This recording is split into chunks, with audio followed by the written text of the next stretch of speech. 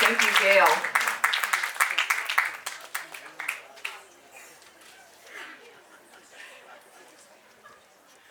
Well, it's my pleasure to introduce our next environmental hero. Some of you may know her as Grace Hansen, but we are here today to honor Jane Fonda.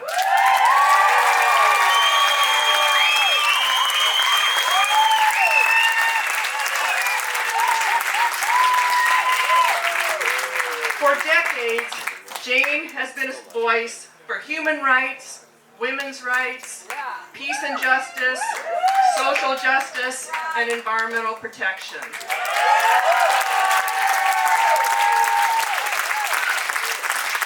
She has worked to protect the Arctic from oil drilling. She has advocated against the Dakota pipeline, tar sands oil development, and oil tankering. She has been there every step of the way. But what some people don't know is that Jane helped us in our work fighting risky offshore oil development in the 1980s when she was a part of our community. And we thank her so much for that support. She helped us fight against more oil development on the Gaviota Coast, and she also supported, this is a little history for some of you here, she also supported an initiative that we wrote in 1985 that would have stopped some of the onshore infrastructure like at Gaviota and off of Point Arguello. So thank you very much for being there when we needed you.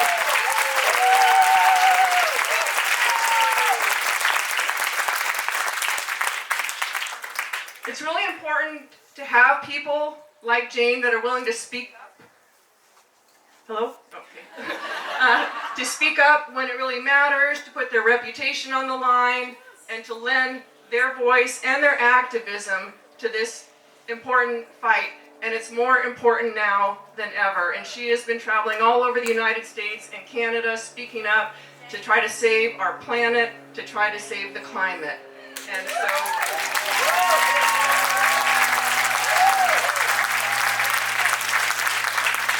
without further ado, I'd like to welcome Jane up to the stage.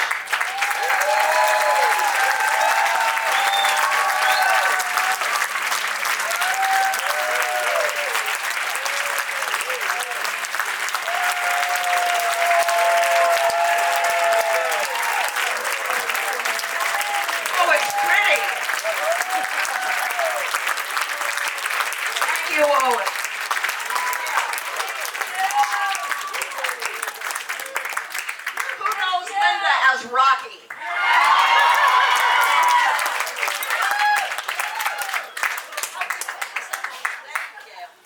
Thank you, Gail, to come to the rescue. Thank you. I made some notes, and it's hard to hold the mic and turn the pages, and I'll try not to make it too long, but I got stuff I want to say. You know, this is my old stomping grounds. Thanks to Tom Hayden, who I was married to. And I've never missed him more, I'll tell you that. And the Flaxes are here. How do I make this? Yeah, that's right. And I used to live up on the top of the San Marcos Pass next to Painted Cave.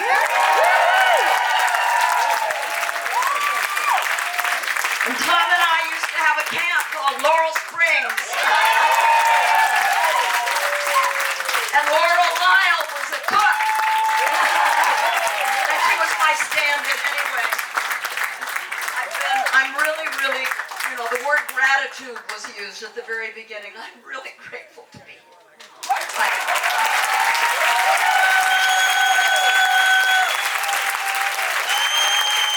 was very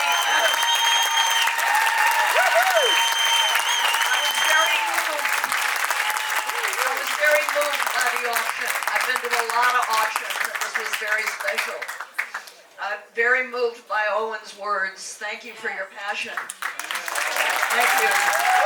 And there's Mark McGinnis, who founded the Environmental Defense Center.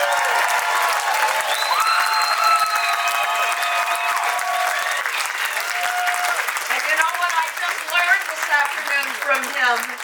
It was a Republican. What was his name? Yeah, Pete McCloskey. I'm old, my memory. Pete McCloskey, after the '69 spill, that said to Mark, you got to go down to Santa Barbara and build a movement and organize. And so thank you. Thank you. And thanks to Rocky, who was the person that invited me. I wouldn't be here if it wasn't Linda Perrotta.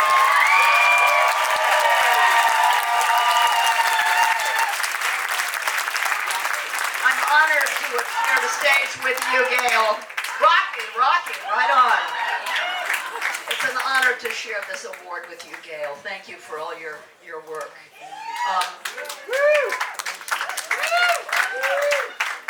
I'm very heartened that the EDC is focusing on stopping Trump's plan to drill on our coastlines. Things are really bad what's happening. The Justin Trudeau just approved another pipeline that are going to bring tar sand oil through the beautiful temperate forest and into the harbor at British Columbia. And, that may be coming down here. And oil from the tar sands is the most toxic, dangerous oil of all. We can't trust good-looking neoliberals.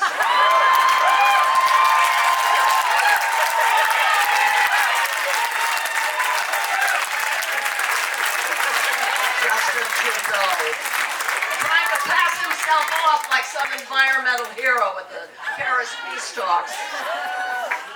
Anyway, the fact that you're here, I think, means that you are aware of what it means that we have lost this precious time. Since November 2016, it's been 17 months. This was time that we really couldn't afford to lose. And because of that lost time, even if it hadn't been lost, but even more so because it was lost, things are going to get worse. We just have to know that. It's going to get worse. Floods, famine, drought, parts of the planet uninhabitable, loss of species, pandemics, more refugees. And when there is this kind of tumult and crisis, it's the tyrants who rise. And we are facing, I'm 80 and this is the first time in my life that I can honestly say this, we're facing an existential crisis. Now normally we say, things are going to get worse until they get better.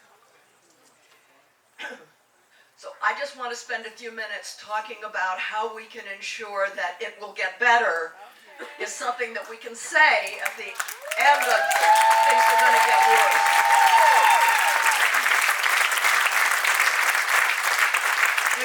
Because things are going to get worse, it's going to be very hard for us to fight apathy and hopelessness and cynicism.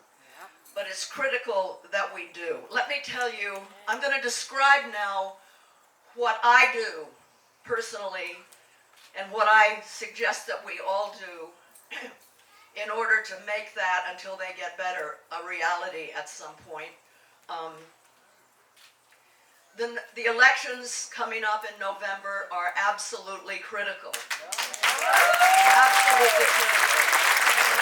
We have got to take back at least the House, if not the House and the Senate. And, we have a lot to learn in this regard from African American women. Let me explain. You all read about the Senate race in Alabama, Roy Moore, the pedophile, against Doug Jones. Doug Jones won because of African American votes. And felons, by the way. A former felon named Pastor Glasgow went into prisons and registered and got the convicts to vote. 5,000 of them, that made a difference. But it was black women in particular. And we have to pay attention to what that means. Did they love Doug Jones? Of course not. They could have given a fuzzy rat's ass about Doug Jones. But they knew that if they could defeat Roy Moore, they would have been shown to flex their muscles, and they would have shown the power of the black vote that we can never take for granted again.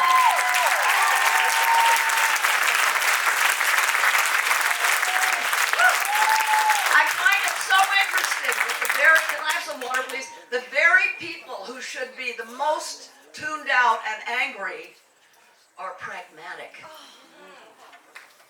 Doesn't matter if Doug Jones is a perfect senator, but he's better than Roy Moore, and we're going to put him in. And that's what we have to do between now and November. We have to keep our hope by studying what's already happening. The students in Florida, after the school shooting. The teachers from red state to red state to red state demanding higher wages. The number of women and gay and trans people running for office and winning.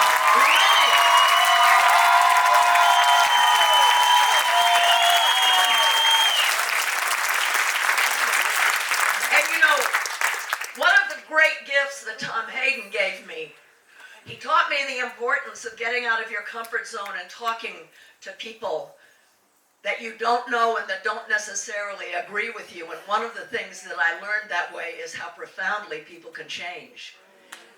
And I never let that leave my heart. It's what keeps me from getting discouraged, you know? Then, EDC is a legal organization, but it has clients, right, that do grassroots organizing? Yeah.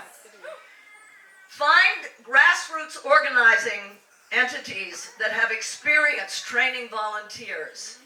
Learn how to go door to door. It's called canvassing. It's how everything good that ever happened in this country happened.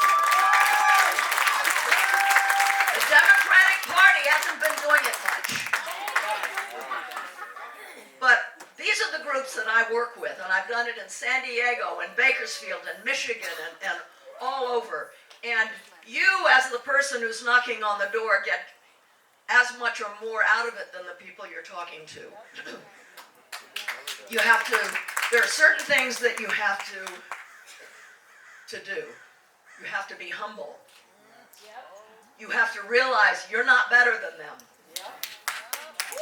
You know? The opposite of hate is connection. You have to make a connection. You have to look people in the eye, and you have to ask them what they care about, and you have to listen. And you can't say anything bad about Trump, and you can't say anything bad about Fox. What you can do is tell them something they don't know. I'll give you an example. I took a busload of women from Los Feliz down to San Diego. We got rid of Darrell Issa.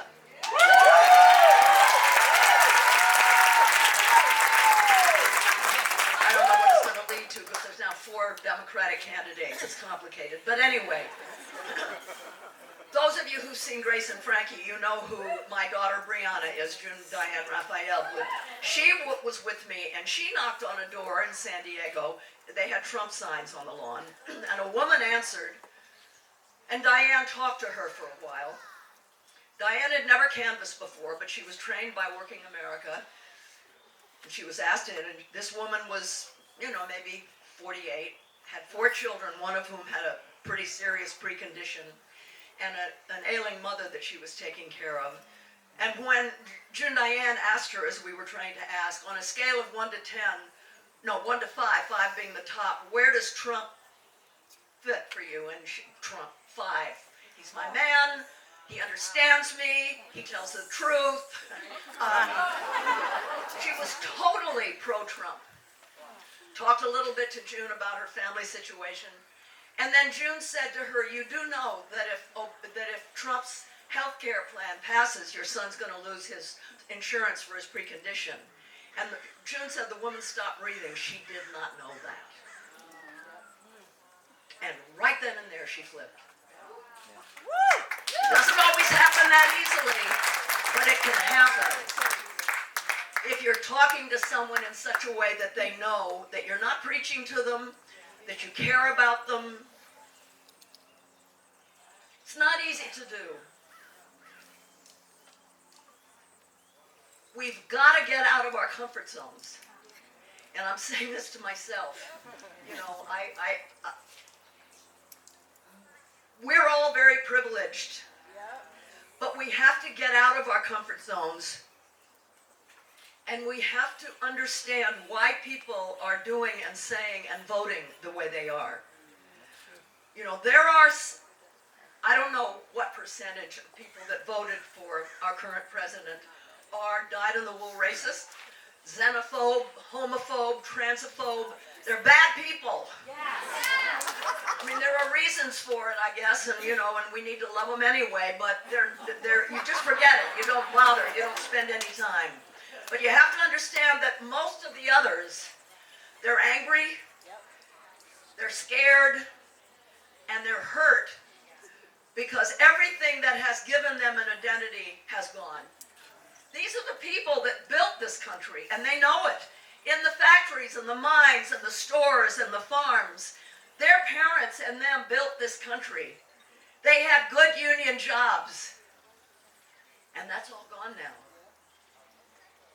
And so, of course, they're saying, who am I? What matters? That's why the NRA is so successful. The NRA has created an institution that when you are a member, it gives you an identity. It helps you know who you are. And they have conferences that people go to, and it's a wonderful thing for these people. We have to create institutions that provide an identity, and one of the parts of the new identity has to be understanding that we have a common enemy. And the enemy isn't the immigrant, or the black, or the brown. The enemy is the oligarchy, because just like Russia, we got our oligarchy.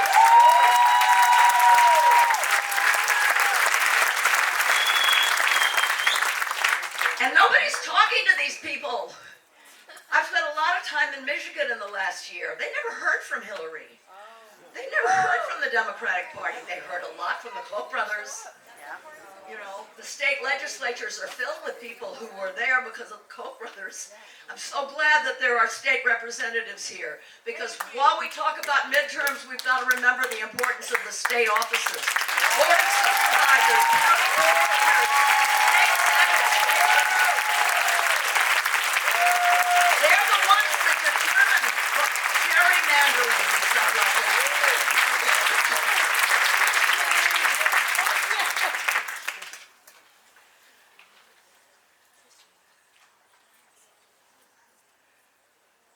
It's hard, especially when you're a white middle-class privileged person. It's hard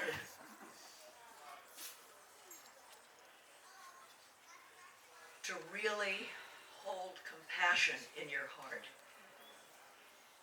and look at the people that you need to be talking to with empathy and with an open heart.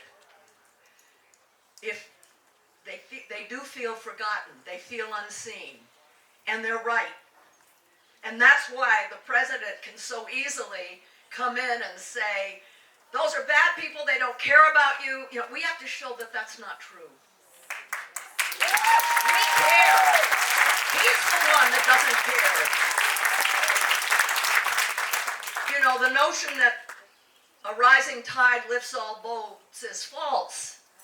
You know, the boats that are tied at the bottom by poverty and racism and mental health issues and everything else, they don't rise with the rising tide. And these people that we need to start talking to, their boats are kind of tied at the bottom. And we have to help them cut those ropes so that everybody can rise.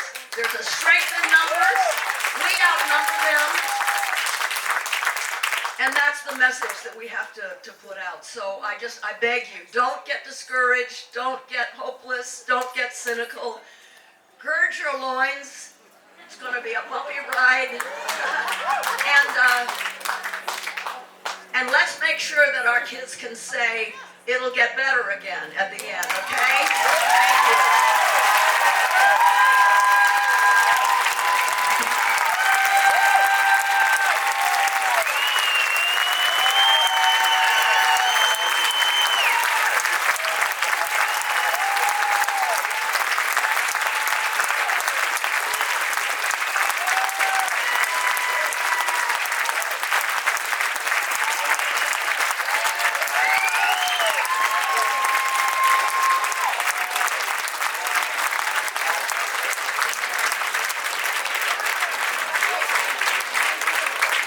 One more time, let's give a big hand to both Gail Osherenko and Jane Fonda.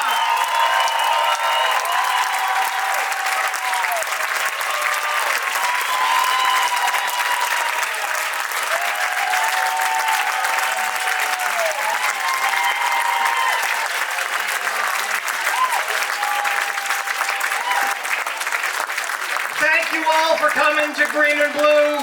Thank you for supporting the Environmental Defense Center. Thank you for fighting for our environment. We will keep working, we will keep fighting, and we will prevail.